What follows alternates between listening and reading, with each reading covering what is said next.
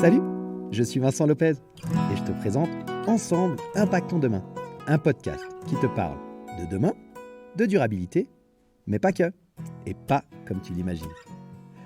Je te propose un voyage stimulant autour de thématiques variées qui me passionnent, comme les crypto-monnaies, le développement personnel, le zéro déchet, les nouvelles technologies ou encore la gestion de tes finances personnelles.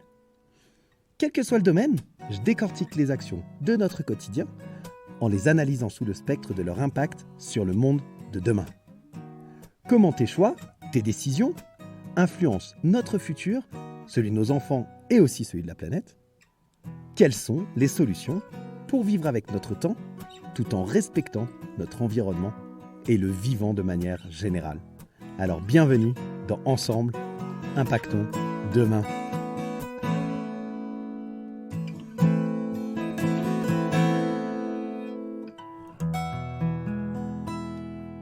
Le métier de coach, c'est un métier de flemmard, je trouve. La meilleure manière de faire adhérer quelqu'un à une idée, c'est de lui montrer que sous une forme, il y a adhéré déjà avant et que ça vient de lui. C'est quand la dernière fois que tu as fait un truc pour la première fois? Salut la communauté des curieux intelligents. Comment ça va aujourd'hui?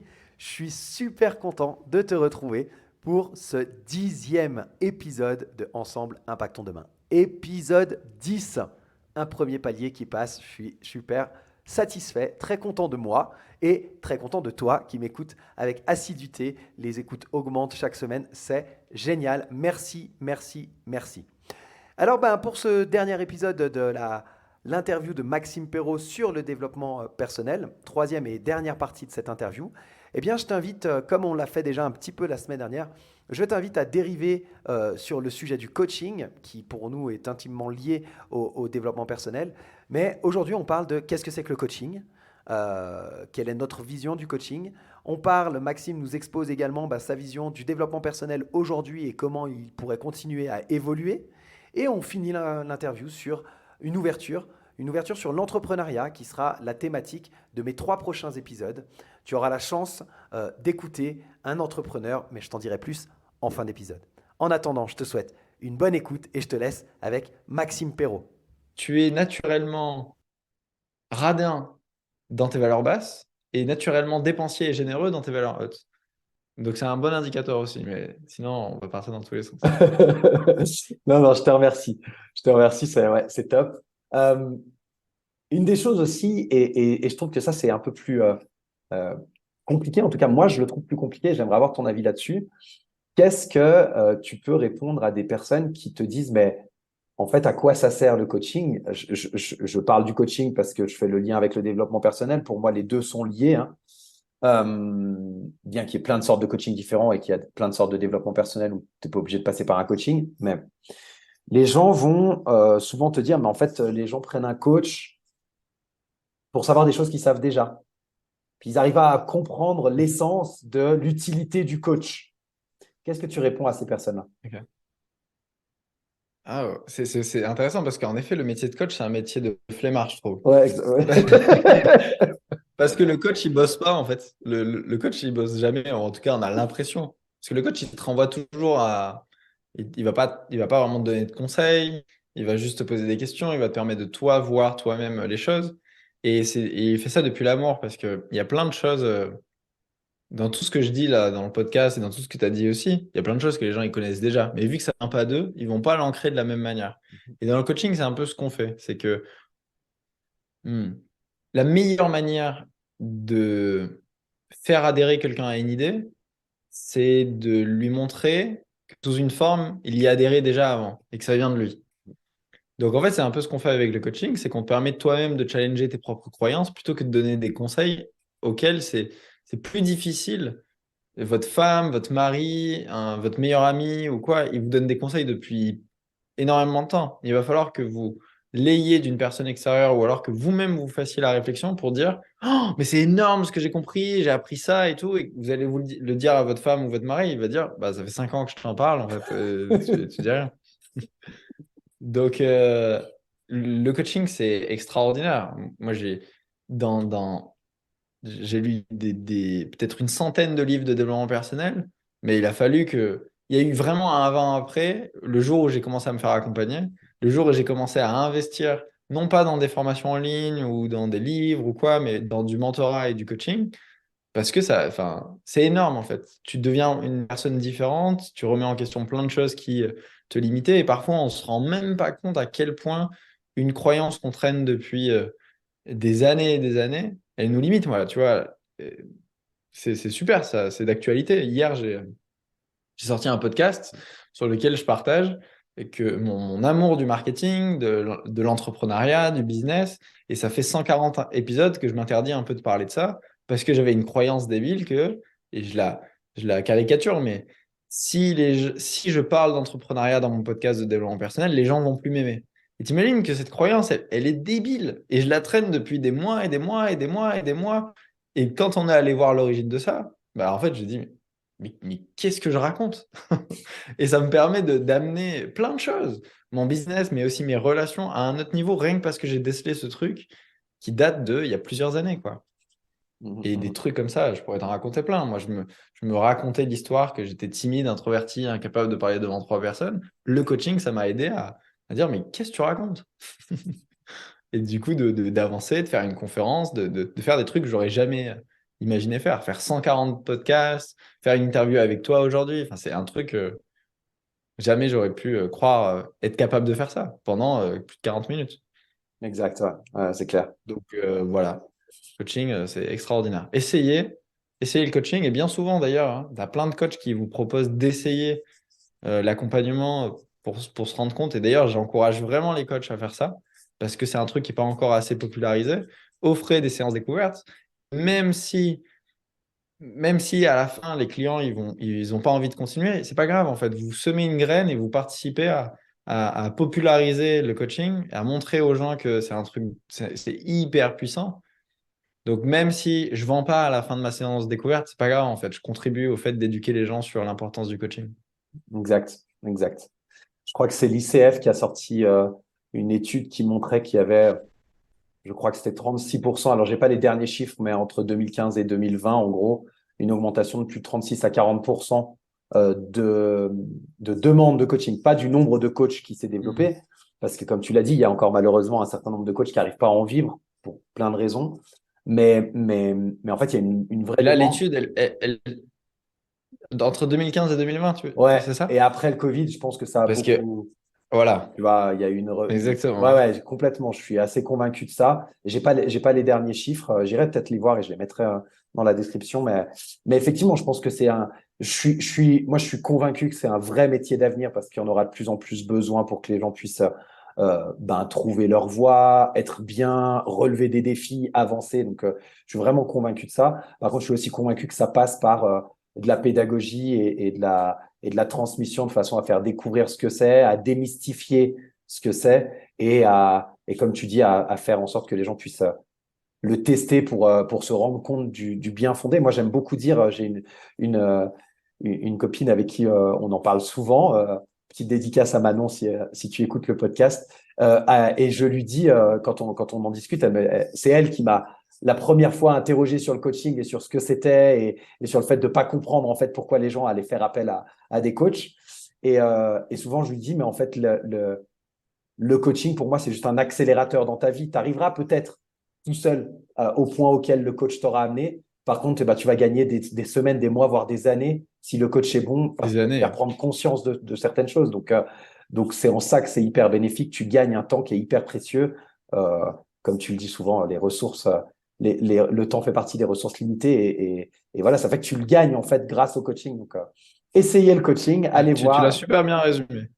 Voilà, C'est ça, j'aime c'est le beaucoup. coaching, c'est une autoroute. C'est un accélérateur, ça te fait gagner du temps, et un truc que tu aurais pu faire tout seul en 1 an ou 2 ans, voire plus, hein. Voire plus, ouais, Moi, ouais. c'est dingue le nombre de personnes ça fait 25 ans qu'ils suivent une thérapie, ils essayent le coaching. Enfin, en fait, c'est débile si ça fait 25 ans que tu suis une thérapie et que ça marche pas, on essaye autre chose, juste par curiosité même. Et c'est pareil, si ça fait 25 ans que tu es dans le coaching et que ça marche pas, bah, essaye la thérapie ou autre chose. Donc, en effet, c'est un accélérateur pour moi. C'est une autre manière d'avancer. Et ce que tu ferais tout seul en 2 mois, tu peux le faire en 1 mois avec un coaching. Complètement, ouais. Donc, trop bien. Complètement, complètement. Écoute, je te remercie. La dernière question, tu as déjà un petit peu abordé le sujet parce que celle d'avant, c'était de savoir comment les gens qui étaient intéressés par le développement personnel pouvaient se connecter avec d'autres personnes qui partagent en fait cet intérêt.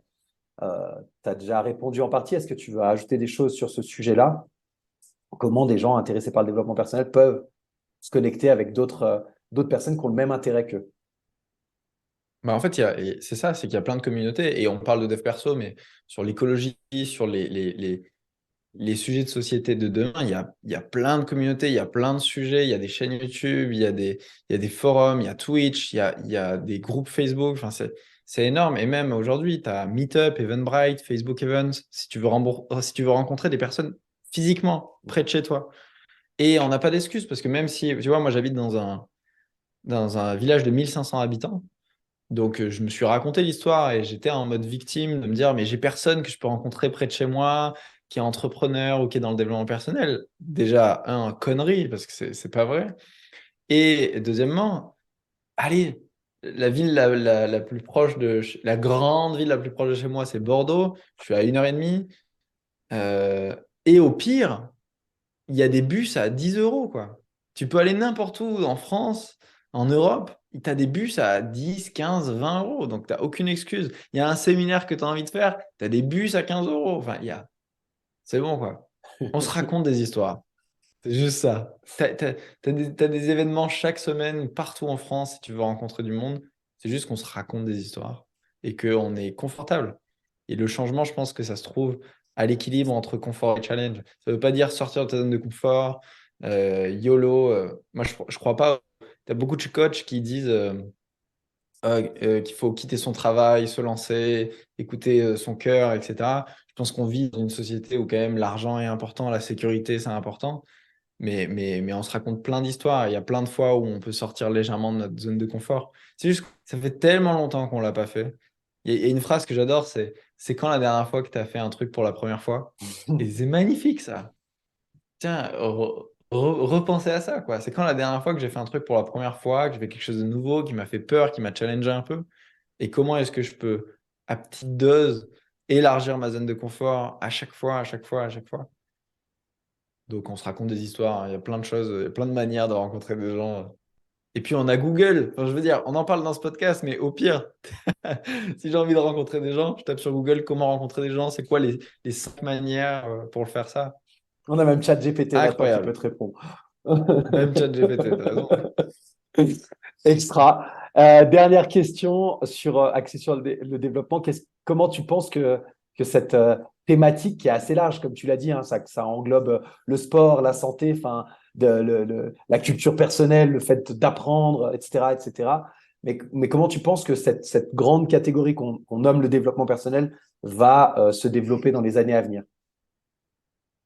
Ça, c'est déjà énorme, là. En fait, ça fait déjà partie du quotidien des gens, la manière d'éduquer nos enfants, elle a déjà évolué. Enfin, on l'apprend de plus en plus jeune et c'est énorme. Donc, je pense que ça va continuer sur cette phase. Les nouvelles générations, en fait, ils ont accès à la connaissance, ce qu'avaient pas nos grands-parents, ou en tout cas, ça demandait plus d'efforts pour. C'est ça, en fait, hein. La trend, c'est l'accès à la connaissance va devenir de plus en plus effortless, Mhm. donc plus simple, plus rapide, etc. Là, on le voit avec l'intelligence artificielle, c'est énorme. Tu n'as même plus besoin de faire des recherches. Ça te donne tout ça, et même si on pousse le truc à l'extrême avec, je crois que c'est Neuralink, la boîte d'Elon Musk, qui Mhm. veut Mhm. mettre des puces dans le cerveau pour apprendre rapidement. Mais c'est tout. En fait, on s'intéresse enfin à la pédagogie, on s'intéresse enfin à apprendre à apprendre. Donc ça va. Quand on parle de soft skills, voilà, je pense que on va aller beaucoup plus vite dans l'apprentissage et le développement personnel. Ça fait partie de la culture maintenant, avec les influenceurs, avec les gens qu'on côtoie, etc. Tout le monde, tout le monde est là-dedans, je pense, à petite dose. Ça va se populariser à l'avenir. Il va y avoir évidemment des mouvements, parce que c'est nouveau. Donc les sociétés vont dire, ah, c'est quoi ce truc, secte, etc. Forcément, hein. Même là, j'ai vu passer un truc ce matin sur les coachs, et j'étais content. Un truc qui disait, voilà, les gourous du développement personnel, les coachs bien-être et coachs du développement personnel. J'ai vu ça, j'ai dit, putain, yes! Enfin, c'est cool. Ça veut dire que ça commence à parler. Et c'est à chaque fois ça. Si vous regardez Internet, quand c'est sorti, les gens ont dit ah, c'est terrible. L'intelligence artificielle, c'est terrible. Les crypto-monnaies, c'est terrible. À chaque fois qu'il y a eu un truc un peu nouveau, il y a eu même les coachs sportifs à une époque. Hein, tout, tout, tout. À chaque fois qu'il y a quelque chose qui est un peu nouveau, il y a, il y a, il y a du bruit. Puis après, ça devient la norme. Donc, c'est fascinant. Génial, je te remercie. Tu viens de citer toutes les thématiques quasiment du podcast que j'ai abordées ou qui sont en cours d'élaboration, donc c'est assez cool. Euh, Merci beaucoup. Pour ouvrir sur les futurs podcasts, je sais que là tu dois y aller. Ma dernière question, elle est c'est une question d'ouverture parce que les prochains épisodes seront avec l'interview d'un entrepreneur, mais tu es également entrepreneur. Tu as parlé de Coach Easy, dont je mettrai le lien. Euh, pour conclure cet épisode, qu'est-ce que tu penses de la place de l'entrepreneuriat dans le monde de demain? Bah, trop important. Je sais pas quoi te dire. Pour moi, et je pense que c'est une super démarche de développement personnel. Je pense que j'ai jamais autant appris que depuis que j'ai quitté l'école et lancé ma boîte. Parce que c'est incroyable le niveau de connaissances, d'apprentissage, de responsabilité, de tout ça. Hein. C'est une vraie démarche de développement personnel. Donc, ouais, l'entrepreneuriat, c'est une super école et j'encourage. Je pense on y arrive hein, d'ailleurs, hein, au fait qu'on va arriver à une nouvelle forme de job où 50% des gens seront entrepreneurs, 5% des gens seront salariés. Ça se voit. Hein. En fait, la population a plus envie de ça, moins envie d'être contraint par des horaires, on a envie de plus de liberté. Et même si l'entrepreneuriat, c'est des contraintes, c'est pas le paradis, pas du tout. Tu comptes pas tes heures, il y a plein d'inconvénients. C'est une forme de contrainte choisie et pas des contraintes imposées. Et j'ai l'impression que les gens veulent davantage ça. On pourrait parler de l'intelligence artificielle aussi, mais ça va pulvériser pour moi 50% des jobs actuels. Enfin, il y a plein de choses qui vont se passer et l'entrepreneuriat va. Entrepreneur, c'est le premier métier du monde et Mhm. ça sera le dernier. Hein. Mhm, Donc, mhm. il n'y a pas meilleure conclusion. Ouais, c'est une très bonne conclusion. Je te remercie beaucoup, Maxime. Merci infiniment d'avoir participé au jeu de l'interview et d'avoir accepté mon Avec invitation. plaisir, c'était génial. J'ai vraiment pris beaucoup de plaisir, c'était trop bien. Eh ben, merci, mais c'est réciproque. J'espère que la communauté appréciera aussi le contenu. Et puis, je mets tous les liens dans les sources pour que les gens puissent te retrouver facilement. On te contacte plutôt sur Instagram ou Facebook avec ton groupe. Comment les gens peuvent te contacter s'ils le souhaitent? Plutôt Instagram, ouais, Maxime Perrault, P-E-2-R-U-D. Parfait. Ok, top. Eh ben, merci beaucoup. Je te souhaite une bonne suite de journée et je te dis à très vite. Merci toi aussi, merci beaucoup Vincent. Et voilà la communauté, c'est comme ça que se termine l'interview de Maxime Perrault sur le développement personnel et sur le coaching, accessoirement, vu qu'on a parlé de ce sujet-là également. J'espère que tu auras pris autant de plaisir que j'en ai pris à effectuer l'interview. Je remercie d'ailleurs Maxime pour l'authenticité et la qualité des réponses qu'il nous a accordées, de même que pour le temps qu'il nous a offert. J'espère que tu auras apprécié ce format interview dans le podcast, un nouveau format que je testais avec Maxime. J'ai beaucoup aimé, franchement, c'était juste génial. Et d'ailleurs, eh bien, je réitère, la semaine prochaine, on a terminé aujourd'hui avec Maxime sur une ouverture sur l'entrepreneuriat et qu'est-ce que c'est que l'entrepreneuriat, comment ça peut évoluer, etc. Maxime nous a donné un tout petit aperçu de réponse. Et la semaine prochaine, j'ai la chance de recevoir un multi-entrepreneur, un serial entrepreneur qui exerce depuis plus de 20 ans et qui aujourd'hui accompagne d'autres entrepreneurs à développer leur business, à atteindre leurs objectifs, à développer leur mindset. Bref, un entrepreneur qui accompagne des entrepreneurs et on passera avec lui 3 épisodes. Alors je t'invite à t'abonner pour ne pas oublier et ne pas rater des sorties d'épisodes et surtout, eh bien, partage ces épisodes autour de toi s'ils t'apportent quelque chose. Partage-les, c'est comme ça que ça permettra de développer le podcast. Et puis, abonne-toi pour ne rien rater. Mets un commentaire, mets des étoiles, bref, passe à l'action. Et moi, je te retrouve la semaine prochaine pour un nouvel épisode de Ensemble, impactons demain. Salut!